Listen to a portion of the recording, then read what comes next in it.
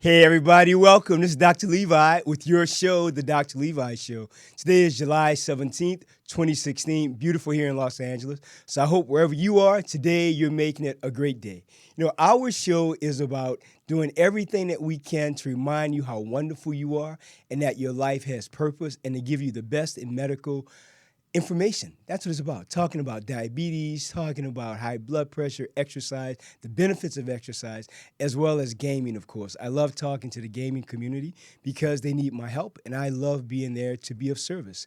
So today we're going to actually review questions that we received online about the neck posture videos that we recently posted, as well as about the wrist support videos and the other fitness videos that we put online less than 3 weeks or so. So I appreciate all your questions, and I really hope the answers today will help you. Now, I also want to give a big shout out, of course, to the Olympians. So much going on with the female gymnastics team with their big wins, of course, and Michael Phelps. What can you say about that guy? He's like a fish in water. He literally is. So Michael Phelps, most decorated Olympian now in history, over 21, I think it is, gold medals, 21 or 22. Just phenomenal. So I love the Olympians because they really show us the greatest in human spirit with respect to athleticism, competition, teamwork, leadership, and just imagine you train all of these years of your life to go for this one specific time, and you have to be on. It can't be a day when you're kind of off or kind of tired. You have to be spot on to execute whatever your sport is. So I have great respect for all athletes, of course, but the Olympians, that's a different echelon of commitment there. I have a training coach right now, a strength coach. He actually is an Olympian, and he's from Bulgaria, Coach Ivan, and just a phenomenal man, and just someone whom I appreciate so much when he talks about what the Olympics was like for him, what that experience was like for him, as well as what he did in the Olympics. It's just mind baffling for me the amount of commitment and exercise and routine after routine after routine to make sure that when your time comes, you have to hit. Period. So they're just amazing. So to the U.S. Olympic team and really to all Olympians, Dr. Levi's show gives you a big shout out. Well, let's get started today. We're not going to talk about politics today. We're going to talk about you. We're going to talk about your questions. So let's begin. And these questions that I'm going to go over today, they're from YouTube, they're from Facebook, they're from all our social media platforms. These are questions that you want answered. And myself, as a physician, as a surgeon, and specifically as a hand upper extremity surgeon, these are questions that I think are very important to not only have clarity about, but more importantly, to give you an understanding of what you can do to better your health, maintain your health, and above all, prevention. We want you to be healthy, we want you to be fit, and we want you to know that your body, you only get one. So why not respect it? Why not love it? Why not appreciate it? But more importantly, do what you can to make it healthy. So you ready? Let's get started. These are your questions. So the first is, hello, Dr. Levi. A skater ran over my thumb, and my thumb bone is bruised, and my skin is bruised. Can you help? So yes. So when it comes to getting a bruise or contusion of your thumb from some type of trauma like this, number one, I'm sure you've seen your physician already. That's important. You have to be evaluated because you need to have x-rays done, as well as the history needs to be really sorted out with your doctor. What happened? Which part of your thumb is injured? Is it the IP joint? Is it the MCP joint? Are the nerves contused also? Is it simply the bone? And all of these things can be cleared up with x-rays as well as with an appropriate physical exam. So you have to have the exam by your doctor who's in your area. Now, one thing I can recommend to you is that if you have a bruise like this and an injury to your thumb, it's important, number one, that you rest it. Number two, that you don't go back to doing things too quickly, because if you do, you may re-injure your thumb, not give it enough time to really heal appropriately. And don't forget, as a physician, I'm your virtual doctor here. You still have to be seen by your doctors. For everything I talk about in the show, yes, I believe I can help somewhat. I believe that. However, it's so important that in your country, don't forget, many of our questions are from India, from Pakistan, from Australia, from the UK, from Canada, from China. I appreciate that we have listeners to the show, and more important, we have people who see the videos. That's important. That's why we do them. However, you have to go to your doctor in your community so he or she can evaluate you. That's very important, all right? So that's my disclaimer. That's very very, very important. So let's go back to talking about this injury that someone had with the skater running over their thumb. Now, I want to reiterate too, you want the x-ray to make sure that you don't have not simply a bone bruise, but a possible fracture. Because if you have a fracture, you may need one of three things. You may need to have the thumb immobilized with a cast. You may need K-wire fixation, meaning that we have to put wires through the bone to hold everything in place. Or you may need a plate there to hold the bones in place. Or you may need simply resting it and therapy because the fracture is non-displaced and it's not intra-articular. Intra-articular fractures we have a great concern about because this can precipitate issues with respect to arthritis. And what is arthritis? Arthritis is this real esoteric term that we use in medicine that simply means that you have damaged the cartilage from trauma sometimes, or it can be from autoimmune disorder like rheumatoid arthritis or lupus. But the cartilage has been damaged. And when you damage the cartilage, that means that the bone now will articulate with bone. So if you think about, this is a joint right here, and there's cartilage that's lining it, cartilage here and cartilage on this side of my hand. And so this is the joint. So when the cartilage is damaged, excuse me, instead of having a cushion here, now you have bone on bone. And that's why you hear people talking about they have pain in their knees, in their hips, in their neck, because the cartilage in those areas has had some type of trauma or defect there, and now you have bone articulating with bone, and therefore you have a grinding sound sometime, but more often there's pain and discomfort, all right? So, again, you want to have the x-ray to make sure you don't have a fracture. Now, hope that helps you. So for now, I would say, again, rest, see your physician, get the x-rays. And then, of course, if there are any other issues, let me know on Facebook or YouTube, and we'll get back to you, of course. We really appreciate your questions. The next question is, Dr. Levi, I just came across your video. I've been having trouble with my thumb for a little under a year now. But I believe I have what you call gamer's thumb, but my pain is located more at the base of my thumb. Should I do these exercises? So I do recommend the exercises, of course. Now, if you have gamer's thumb, let's talk about gamer's thumb again, because I like to give everyone clarification about that. That's a term that I started maybe about less than a year ago because it's something I'd never seen in medicine, and so I really started taking care of the gaming community. So gamer's thumb is tendinitis of the thumb. However, it's tendinitis the back of the thumb, called the dorsum of the thumb, as well as flexor tenosynovitis, actually stenosing, excuse me, not flexor. It's stenosing tenosynovitis of the thumb also. And what happens is there's a pulley here called the A1 pulley, and that gets very inflamed. It could be from repetitive stress injury or maybe from trauma, but it's inflamed. Therefore, the flexor tendon is not able to move freely through the sheath there and through the pulley. Therefore, when this happens, the thumb can get stuck. Now, gamer's thumb is a term that I coined because they will also have what's called decurvane stenosing tenosynovitis, which is tendinitis of the first extensor dorsal compartment of the hand. And there are two tendons there, the abductor pollicis longus tendon and the abductor pollicis longus tendon, extensor pollicis brevis tendon, EPB tendon, and the APL tendon. And these are the two tendons that are the first extensor dorsal compartment. And the decurvanes, and that's spelled DEQUERVAIN''S,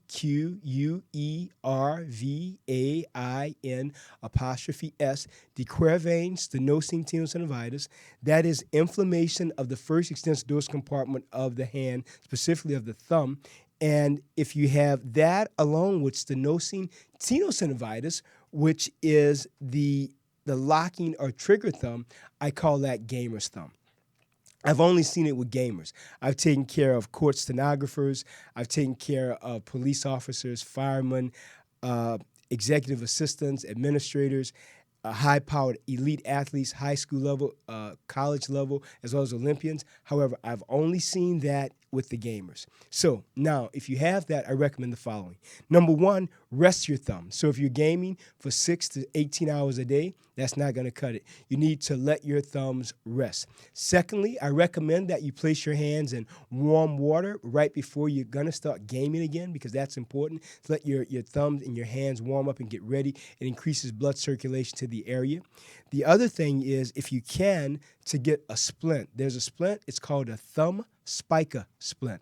That's thumb spica, S-P-I-C-A, thumb spica splint. And what it will do is immobilize your thumb, specifically immobilize the CMC joint as well as your thumb as a whole so it can simply rest. So, and that I recommend maybe a week or so, not much longer than that. Other things, of course, would be physical therapy. And one thing that I love, of course, and it's really an underused modality of treatment in medicine that I highly regard and I highly respect, of course, and that's acupuncture. Acupuncture is a great fundamental base of helping the body heal and come back to a place of quiescence and a homeostatic state of healing. So I love acupuncture, of course, for gamer's thumb and for tendonitis in general. So I hope that helps you.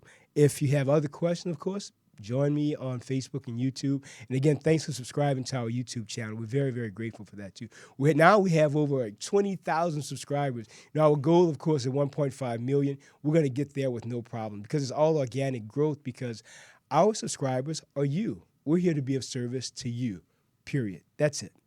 Now, what about the next question? Hey, Dr. Levi, what if your thumb is hurting and clicking while doing the exercise? So, again, the clicking and locking of the thumb, pathognomonic for trigger thumb.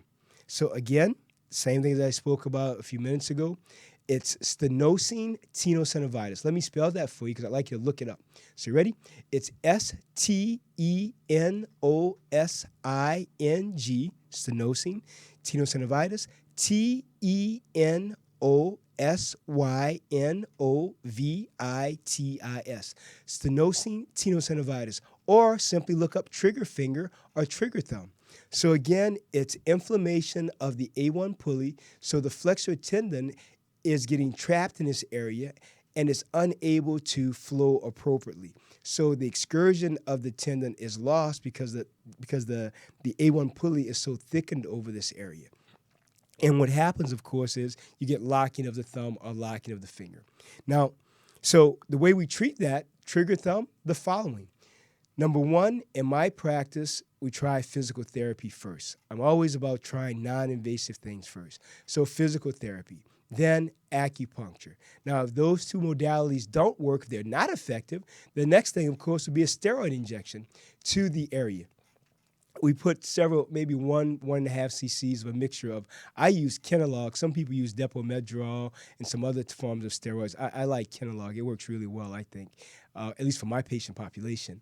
So I use Kenalog with a little bit of Marcaine, and I inject that. And usually what I find in my practice, and again, I'm not giving you what you find in the book. You know, when people talk about going to the medical books about it, I use the data from my own practice because that's what I've been doing for so many years. So what I found in my practice, about 60% of people with one injection, the pain goes away from 2 weeks to 2 to 5 years. And then I see them coming back because the locking has returned. And 30% of people, I find in my practice, one injection, the locking and pain goes away and they don't come back because it resolves. And 10% of people, I find there's really minimal effect at all. They still have pain, they still have locking. They usually come back within a week or two. They say, can we please get scheduled for surgery? Now, the surgery for that takes about 4 to 5 minutes, really, really quick. It's a very small chevron or transverse incision directly over the volar aspect of the thumb, a full-thickness skin flap back. You incise or release the A1 pulley, close up the skin. You start some therapy after everything heals up. Take out the sutures 10 to 14 days after. They usually get better. I've had, so far, thank goodness, 100% success rate with that. So I think you can have that also. However, the goal, even as a surgeon, is to avoid surgery. Trust me on that. Because surgery does one of three things: make you better, make you worse, or no change. It's always one of those three. So don't let anyone fool you and say, oh, let's just operate on it. There is always inherent risk with any surgery: bleeding, infection, pain, scarring, reflex sympathetic dystrophy. A lot of bad things can happen with surgery. So again, only when you really need it. But of course, try everything conservative first. So if your thumb is locking and clicking with the exercises, again, it sounds like trigger thumb. Again, it's called stenosine tenosynovitis.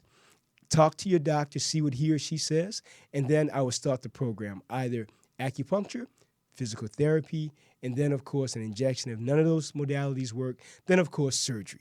Good luck with everything. The next question.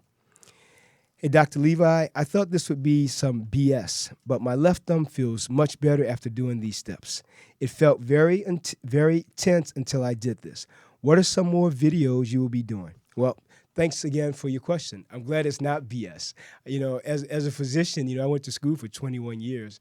So, with I think with a BA, a BS, a master's, and an MD, I think all those degrees, by the grace of goodness, allow me to share knowledge with you. I mean, my degrees are really about service. They serve my purpose of feeling good about being of service to other people. So I'm glad it's not any BS. So thank you for that. So let's talk about your question. Yeah, I have more videos that are going to be scheduled within the next 3 to 4 weeks. We'll do some videos specifically for musicians. Of course, more videos for the gaming community. And I'll do some fitness videos. These are my 3 favorite types of videos to do because I think in general, people have questions about fitness. How do you get fit? How do you maintain your fitness level? What's the best thing to eat? What should I not eat? Should I smoke? Should I vape? Should I use hookah? Are these things bad? I mean, I get so many questions about what I call some of the basic things in fitness and life choices. So the videos are really about giving you a platform and a stepping stone to be more fit, to be more healthy, to be preventive, and also to remind you that you only have, I say this almost every show, you only have one body. So treasure it, honor it, live in that place of expanding gratitude, and know that you're here for a great purpose. And also, of course, to understand that the universe is conspiring for your greater good. It's all about making you a better person. Even your challenges, things that we think we're suffering through, guess what? They simply make us stronger, period. And of course, the strong will always survive. That's strong in faith, strong in physicality, and strong of mind. You have to be focused and know that you are worthy and that you're wonderful, spectacular, beautiful, and magnanimous, just the way you are. So, more videos coming. Again, musicians, gamers, fitness videos. And then also I'll do just a video of gratitude, thanking everyone for being a part of the Dr. Levi community, because it's so wonderful to have you all as individuals rally behind what I believe is a movement to help the gaming community, to help anyone who uses a keyboard, a mouse, a trackball, a gaming console, a gaming joystick. Our goal here with this show, my team, we're about commitment to you. Period. How do we make people healthy? How do we get you feeling good? How do you get you to maintain your health? That's the bottom line. So I hope that helps you. So those are videos that are coming up, and thanks for subscribing to the channel also. The next question is, hey, Dr. Levi, my thumb hurts when I press down on something with it. I got my cast off yesterday, and it was on there for a good 8 weeks. Is this gamer's thumb, or is it just stiffness and pain?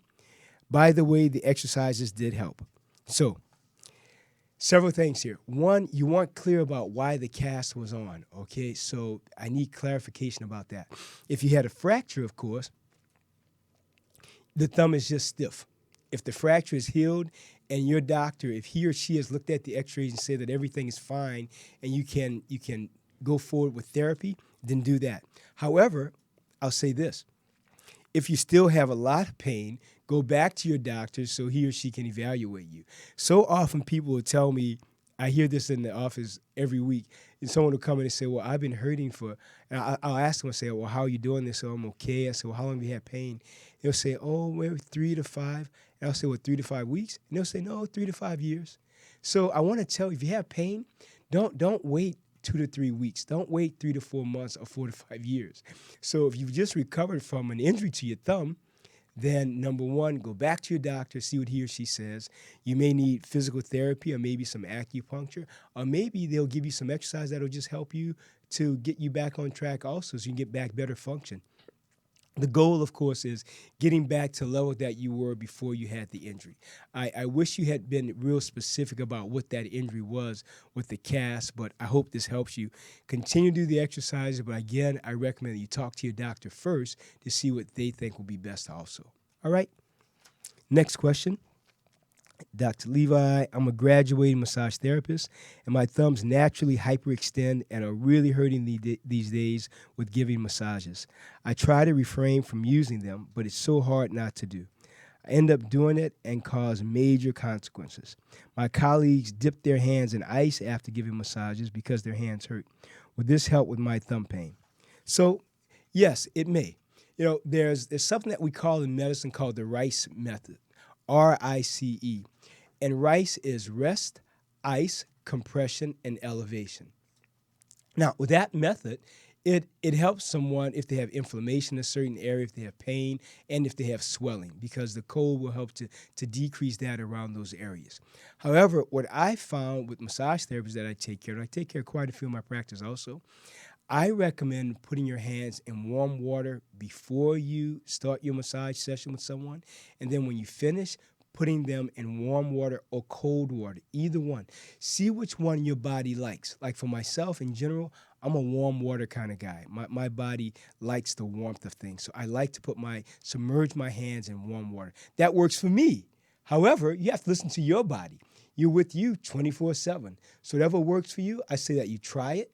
The other thing that I recommend is I want to show you an exercise. This is one basic exercise that I have a lot of massage therapists do. It's just called around the world.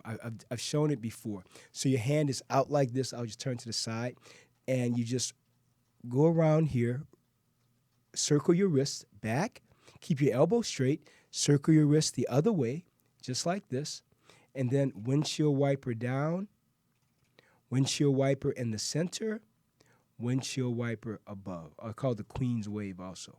These things will help. Then the thumb, take a look.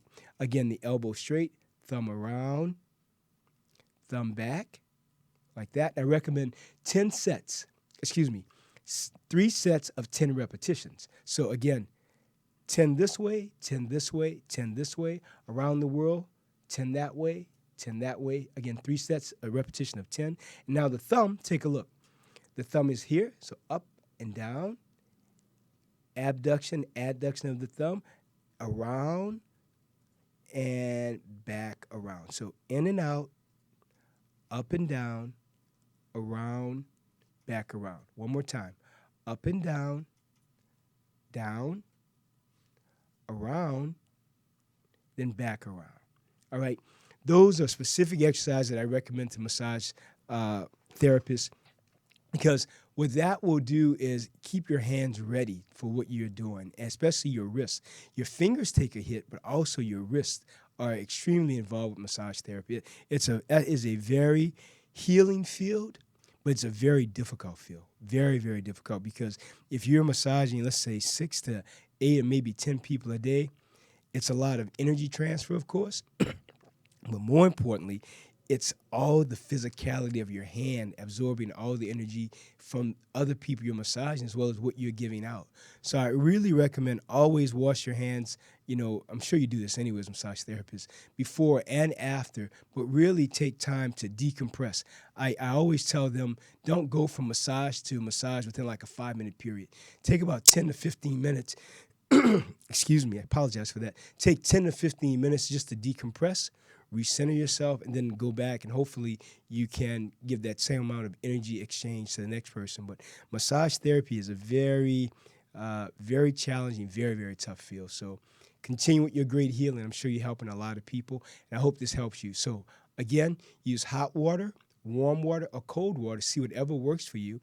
And then you can use the rice method, whereby you just put ice on your hands, and not ice directly on your hands. Put in like a compress of some sort.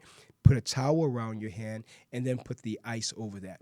Another thing I recommend, I think is really easy to do, I have the athletes do this when they're on a traveling team or something, is if they can travel with this, and it's going to sound kind of funny, but it works really effectively. The best thing you can do if you're, like, say, either at work or traveling, if you can take and put in the freezer peas. Frozen peas are great as a compress, because what they do is when you put them on a certain area, you can compress that to the area really, really well. I know it sounds really odd, like frozen peas. Well, trust me, I tell the athletes that, initially they laugh. But then when they do it, then it's like, well, Dr. Levi, yeah, it does work effectively. So I recommend you do that. because peas, they're very small. Of course, you can mold the bag around your hands. You can put one on the volar surface, which is the palmar surface of your hand, as well as the back of your hand. So peas work really, really well for that. So I hope that helps you, and good luck in your massage therapy career. That's a tough, tough job. I wish you were here in LA because I need one. Trust me. Excuse me. Now, let's go to the next question. Hey, Dr. Levi, I do love these videos. The previous one, the hand stretches, has helped reverse some RSI symptoms. And RSI, everyone, is for repetitive stress injuries. Symptoms I was starting to have. Thank you very much. Well, I want to say I'm grateful for your comment. I'm happy that the videos are serving a greater purpose. The goal is to have everyone who can use their hands use these videos. So often we get these really wonderful comments that people share the videos with people on their office staff, which is really great because if one person is helped, then the goal, of course, is to help two. If we can help two, what about 2,000? If we can help 2,000, what about 200,000? If we can help 200,000, what about 3 million? Right now our total viewership on YouTube is at 2.8 million of all the videos that have been viewed, which is really fantastic. So I believe and know, by the grace of goodness, that the videos are definitely having a positive impact globally, which is really wonderful. And the bottom line is this, when we're doing the videos, we have a lot of fun doing the videos, but the goal is to make the videos as perfect as possible, to give you the best medical platform to help you to be healthy and prevent injuries. And also, I look at myself and my team as like the knights against RSI. We're like these conquerors of repetitive stress injury. We want to knock that out the park. We want to dissolve it into its native nothingness. We want it to go away because in my practice as a hand surgeon, I see so many people who suffer tremendously from repetitive stress injury, especially the gamers. I don't know how you all do it. I have such respect for them because imagine gaming for 8 to 16 plus hours a day, 5 to 6 days a week. It's really unbelievable. So their hands take a tremendous beating. Their hands, their shoulders, their elbows, their neck, their posture, everything takes a hit. So I believe that our videos that my team and I design are really about being of great benefit for humanity. That's what it's about, giving back. And of course, as I've said before, you only get what you're willing to give away. So our goal is to give away service. Our goal is to help you and elevate your life and to help you be healthy and, more importantly, prevent injury. That's what it's about. So I hope that helps you. And thanks for your comment. I'm very grateful. Thank you. Thank you. Now, the next one is, hey, Dr. Levi, big fan. Do you have any stretches or exercises for soccer? I sometimes find it hard to just go right into soccer practice without any warm-ups. Thanks. Well, yes. The next videos that I do, I will have one specifically for soccer players. I'll have stretches for soccer players, exercises for soccer players. For now, I recommend the following. Always warm up before you start playing a match. That's most important. So I recommend the following, just straight up, about a 5 to 10 minute jog, really light jog, then stretch your hamstrings, stretch your quads, stretch your calves, do some core stretches also for your torso. This is very, very important. Soccer is, again, a full body exercise. It truly is. So you have to really make sure that when you're doing this,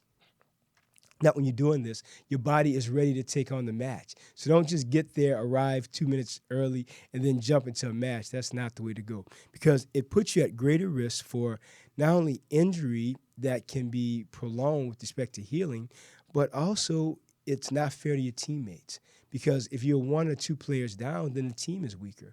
So I always remind the teammates or the athletes that I take care of that it's so important that you're not just thinking about yourself. You're on a team. You have to think about the team also. So everyone has to warm up and be ready for a match. You want to do it together as a team.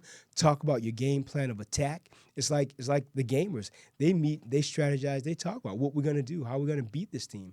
Any athletic team should do the same thing. Warm up together, play together, discuss the match after together, and improve and grow together, and, of course, win together. The winning is important, but, of course, playing together is also important. So yes, I'll have one specifically the next rotation for soccer players. So I thank you for your comment and thanks for subscribing also. Next question. Hey, Dr. Levi, can you make a video about the best exercises to do if you have kyphosis? I'm going to spell kyphosis if you want to look it up. It's Kyphosis. Kyphosis. Things like arms above, straight above the head, are already hard to near impossible for people with kyphosis. So, well, now the question is, what is kyphosis? Let's talk about that. Kyphosis is, imagine someone who, I want to turn to the side for you. So imagine my posture not being straight like this, but being like this, hunched over. So someone with kyphosis has it's almost like a hump deformity of their spine. Their spine is curved forward. There are a lot of different reasons that this can develop, from Sherman's disease, and that's spelled Scheurmanns, I think it is apostrophe S, Sherman's disease. I mean, it can be from arthritis in your spine. It can be from trauma. There are a whole list. I could continue for like an hour just saying that the things that can happen that can cause kyphosis. It can be from scoliosis also. It can be a congenital anomaly. There's so many things that can cause kyphosis. The bottom line is this. When it comes to kyphosis, of course, after you speak to your spine surgeon or orthopedic surgeon about what he or she wants to do to treat you, I recommend always strengthening your core. Core exercises are important. I have a lot of videos about core exercise strengthening, so I recommend that. Of course, strengthening your back, but also talking to your physician to see what he or she thinks you should do for better postural alignment. Because as physicians, we all, we go to medical school, and physicians. And I want to say this. I want to briefly talk later about other types of doctors too. So I want to say this. With respect to exercises for kyphosis, talk to your doctor, see what he or she wants to do. But more importantly, ask them about bracing, about physical therapy, about acupuncture. Again, all valid modalities when someone has this type of medical issue. So again, I say talk to them first to see if there are other modalities that can help you. So look at the videos. I'm sure they'll be of some benefit. But first, talk to your doctor. You have a spinal alignment issue, definitely talk to your doctor about that. All right? I hope that helps a little bit. But again, I'll do another video also about kyphosis then. I'll do that. I give you my word. I'll do that our next rotation, which will be the next 3 to 4 weeks. Next question is, I thought this was very, very interesting. Hey, Dr. Levi, what do you think of chiropractic doctors, osteopathy doctors, and medical doctors? And how do they differ? And what makes you know more than they do? Okay, I appreciate the question, but let me say this. I don't know more than they do. We're all trained very differently. So let's talk about medicine. Let's talk about different types of physicians. So doctors of osteopathy, they go to osteopathic school. Medical doctors go to medical school. Doctors of podiatry, they have their certain training for podiatry to learn about the issues that can affect the foot, the ankle, the lower extremity. All right. Acupuncturists, doctors of Chinese medicine and Chinese herbal medicine, they go and they train in that specific school for that. Now, it's important that we're all on the same level here with this understanding, and that is the following. No doctor is better than another doctor. So I'm an MD, medical doctor. Medical doctors no better than a chiropractor. I'll talk about chiropractic here also. Chiropractic physicians, they go to chiropractic school. So again, we all have different training skills, but we're not better. I've never liked that word better when it comes to talking about physicians who are trained differently, because it sets up this hierarchy of I'm better than you are, I'm better trained than you are. Well, it's so infantile and inappropriate. So I'm not on that bandwagon. I think each profession serves a certain purpose. I think chiropractic care has a great benefit for certain patients. I think doctors of osteopathy, they have great benefit for certain patients. Medical doctors, great benefit for certain patients. Doctors of podiatry and Chinese medicine, herbal medicine, they serve great purposes. What I like to do, what I believe, if you really want perfect healing, perfect health, I think it's so important that you look at all of them. Why limit yourself to just, for myself as a Western trained doctor, I go to a chiropractor, I go to an acupuncturist whom I love. Annie is, if you want a great acupuncturist, she's in my office. She's just phenomenal. Phenomenal. The best acupuncturist I've ever had in my life. And she's extraordinarily well trained, compassionate, just angelic. That's the word for her. So yes, we all have different training skills, but no one is better than no one else. That's the bottom line. The doctor, each profession in medicine serves a purpose to help you to heal and to get better and to prevent injury. That's it. But again, no field is better than the other field. So I hope that gives some clarity about that. I really appreciate the question, and I hope that helps. So as you're choosing a doctor, don't limit yourself to just a Western trained doctor. Talk to different physicians who can help you, because the great thing is look at the whole buffet of medical health. There's a lot on there. So you want to choose the things that may work for you. And then when things don't work, then move on to get a second opinion and try other types of physicians. All right? I really appreciate your question. Again, thanks for subscribing to our YouTube channel. I'm very grateful. Next question. Okay, this is interesting. Hey, Dr. Levi, what do you think about rice? I know it's high carb, but I heard that if you use small portions and top it with beans and lentils, it can be a very cheap and nutritious meal.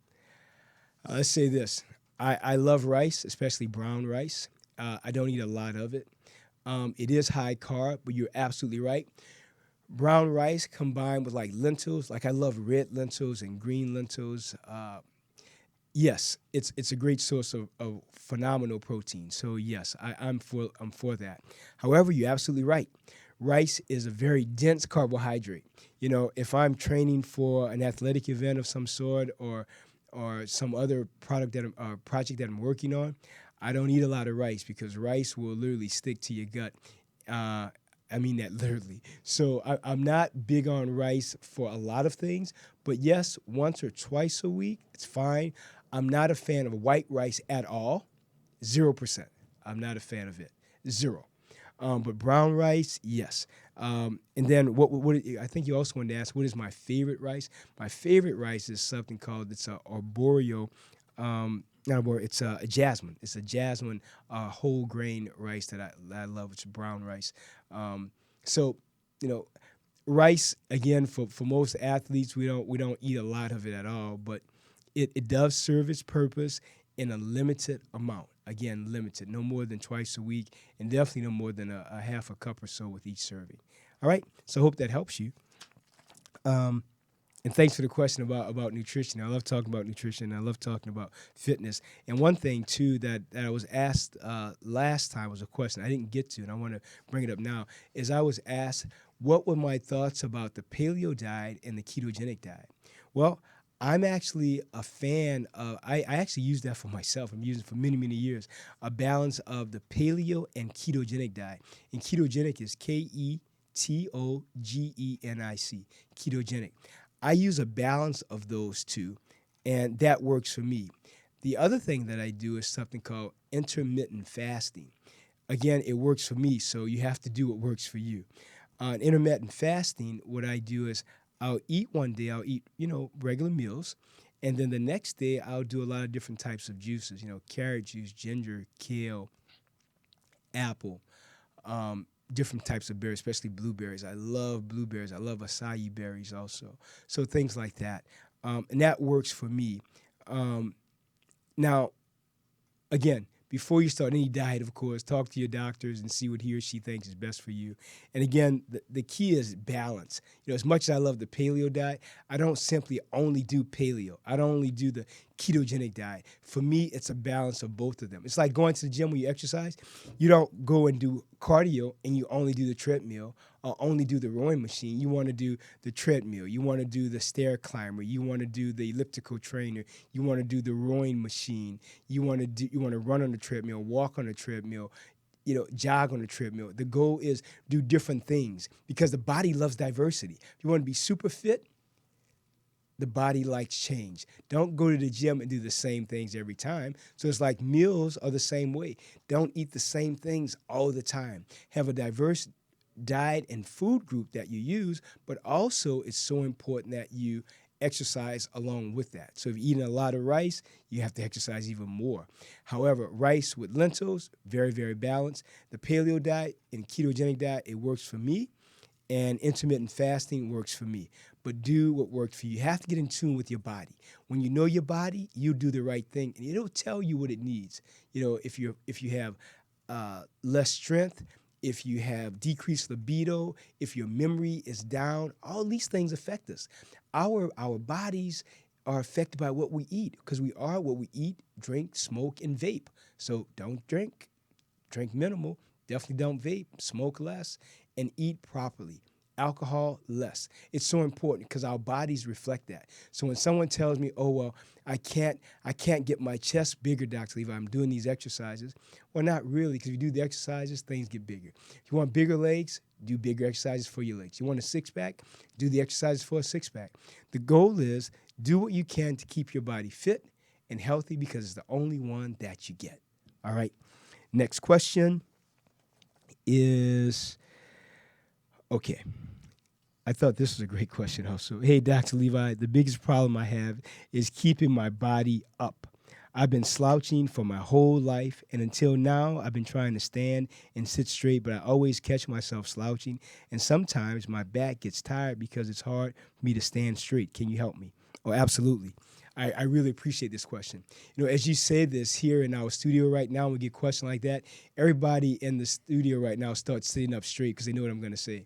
It's really interesting. Our engineer, Jarvis, he goes from looking down to sitting up straight. My manager, Janet, and her partner, Darren, they all start sitting up straight. It's unbelievable. As if you could put a plate on their head and it won't fall off. It's unbelievable. So I just want to say that if you were here right now, let me tell you, everybody went from like this to like this, like, here he's going to start on us, and they're absolutely right, and Jarvis and Janet and Darren, they know they're going to get it. So let me just say this. And I know Tony Sweet, who's the owner of UB, and he's right next door. Trust me, he sat up straight too. So let's talk about that. Posture is very, very important. And I want to give you some exercise that I'd like you to look up on our YouTube channel to help you. The posture and neck realignment exercise, that'll help. We just shot that video less than 2 weeks ago, so it's up right now. So that'll help. The other thing, just be cognizant of this. When you're sitting, your lungs get more air and you'll feel better and have more energy if you're upright. When we slouch down like this, we decrease our thoracic volume. We roll our shoulders down, so our spine is also not properly aligned. So it's so very, very, very, very important that you keep your body aligned, just straight. For me, it's not difficult. I love sitting up properly like this. To me, it's easy. It feels good.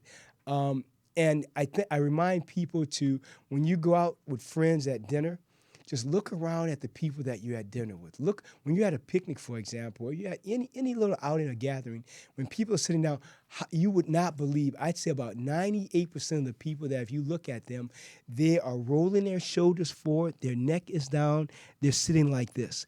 So I want you to really think about just the bottom line is this. Number one, be aware of your posture. Number two, do what you can to sit straight. It's not difficult. Just sit with your shoulders square, your chin up, head proper. That's it. It's really not difficult. Just remind yourself, have a mental note, maybe every 30 minutes, ask yourself, am I sitting properly?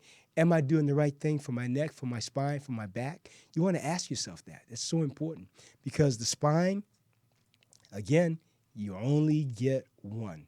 So do the right thing for that. So check those videos out on YouTube. Again, they're called neck, posture, spinal alignment exercises. And I think they'll help you a lot. All right? All right, next question. And also, if you're in a desk, for example, quite a few hours during the day, then it's important that you have a ergonomically balanced desk as well as keyboard and chair, so that these things can also help and remind you to sit up straight. Also, your chair, if it's not ergonomically balanced, make sure that you get a small pillow that can sit behind your back to keep you upright also. That is sort of a reminder for your body that will help you to not simply slouch, but when you're sitting against the chair, it'll keep your spine in proper alignment. So I hope that helps you. Now, the next question is, hey, Dr. Levi, thank you. I have a question I'd like to ask you. I've been struggling with some back pain for a while, and I think it's partly because I'm often carrying children a lot at work, and partly because my sitting posture while gaming. I also have this urge to pop my back, which I do often. But what are some good ways to improve a bad sitting posture, mainly for the back and spine, uh, while still staying in a state of comfort?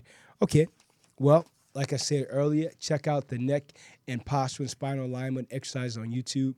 That video has a lot of views now. I think it's well over, I think several thousand. I'm not sure right now, but quite a few views on that. And it will give you some of the basics of body kinematics, basically, and posture, and how to keep yourself straight. But more importantly, not only keep your spine and neck in a straight alignment, but more importantly, how to prevent getting problems with your back and with your neck. That's the issue here. We want you to be aware and cognizant of this, so that you don't sit like this, so you don't slouch. You know, it's important that you keep your body and neck aligned. So go to those videos on neck and back. And I'll even do, I think, our next rotation, maybe another video about some real intense back exercise that you can do. We've done at least 2 or 3 of them, I'm sure, by now, but maybe I'll do another one that will help you. All right? So thanks for your question. Of course, thanks for subscribing to our YouTube channel. I'm grateful. Next question. Hey, Dr. Levi, is there any workouts I can do to get rid of fat off the chest? Okay, so fat on the chest is, again, it's about aerobic activity. Fat is like a six-pack. We all have six-packs. You have to do the aerobics to burn it off so you can see it. It's not like everybody's body is different. Now, I will say this. Some people may have a six-pack, some an 8-pack. I've even seen some with a 10-pack. It depends on your own body, your body's anatomy, and your genes. You know, some people, a 6-pack, that's it. Some people, an 8-pack. I've seen it many, many times. However, the bottom line is this. For your chest, if you have a lot of fat on your chest, the ticket is one word: aerobics. You have to do the aerobic exercises. You have to do the things that allow you to burn the fat off, burn the calories. You have to be mindful of your diet. You have to be mindful of eating a balanced diet. And more importantly, exercise every day, at least 30 to 45 minutes every day. If you want that area to have less fat, it has to go away by exercising. That's the bottom line. All right, I want you to know that. The next question is, Dr. Levi, what about liposuction for the chest? Do you do that? Well, thanks for that question also. No, I don't do liposuction for the chest. I don't think that's a bad thing to do, but I don't do that. I recommend before liposuction of any area that you exercise first. Talk to your doctor. See what he or she says about a real focused exercise plan. Exercise is really the joy of life. It's one of the elixirs of life. So exercise, exercise, exercise. So when it comes to just looking for a surgical out for something, no, I say exercise first. All right? But thanks for your question. But no, I don't do liposuction for the chest. But I want to say this. I am not critical of that either. I think in the proper setting, it is necessary and it can help you. All right? Now, next question. This is from Twitter. Hey, Doc, the hand stretches in warm water definitely help. It has been a lot less frequent, but it definitely still happens. I'm thinking I need to change my controls. When I'm holding onto my controller, my middle finger is on the trigger and my index finger is on the bumper. And I think it's causing strain on my ring finger and small finger. my pinky. You said something about wrist strengthening. Can that affect my hand? Well, absolutely. So I recommend the following. One, you continue doing the strengthening exercise for your wrists and your hand. And two, be cognizant of the fact that if your controller is bothering you, maybe get a different controller. And also move your hands in a different way. Don't use your hands always the way you do on the controller. Change that up a little bit. That might help also. All right? And of course, the warm water. Well, I hope this helped. This is Dr. Levi with your Q&A every third Wednesday of the month. I have more videos coming. Please subscribe to our YouTube channel. Grateful to be of service to you. And remember, make every day a great day. This is Dr. Levi. Love being of service to you. Bye.